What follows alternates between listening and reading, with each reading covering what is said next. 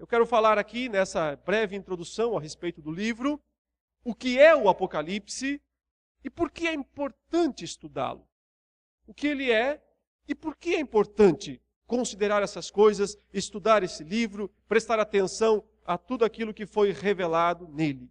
Então, antes de qualquer coisa, fica claro que o Apocalipse é uma revelação especial de Deus. Toda a Bíblia é revelação de Deus. Toda a Bíblia é inspirada por Deus. É assim que nós cremos, é assim que nós confessamos. Mas o Apocalipse é uma revelação especial dentro desta revelação, porque ele tem um caráter, ele tem peculiaridades só dele, que não vão ser achados tão facilmente em outros livros da Bíblia, pelo menos não em livros completos.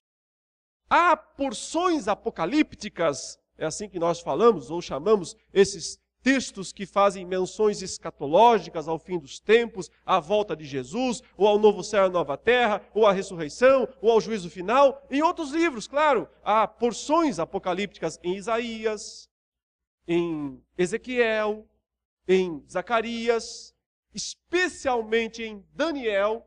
O livro de Daniel é considerado o Apocalipse do Antigo Testamento. Mas ele não é um livro inteiramente apocalíptico, porque tem uma parte dele que é histórica. Narra o período de Daniel e seus amigos na corte em Babilônia. A segunda parte do livro, sim, é quando Daniel recebe visões do céu, quando ele tem visões do futuro, e então, através de anjo, ele também recebe interpretação dos eventos, registra, e portanto há um apocalipse condensado em Daniel. Também há porções apocalípticas ou escatológicas, e quando a gente fala escatológico, estamos falando em relação ao fim, porque escatom, na língua grega, quer dizer fim, o final, a consumação.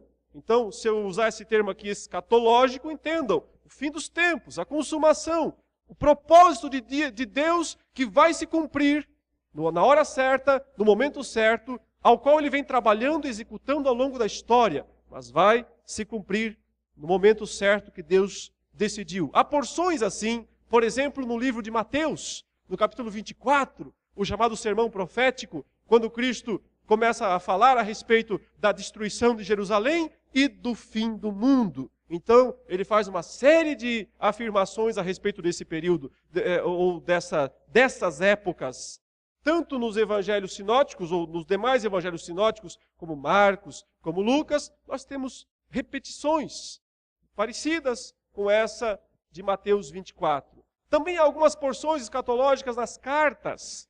Por exemplo, as duas cartas aos Tessalonicenses e o capítulo 15 de 1 aos Coríntios tem grandes porções que a gente chama escatológicas, porque falam do futuro, porque dizem como vai ser a ressurreição, como será a segunda vinda de Jesus, quem será e quando aparecerá o anticristo.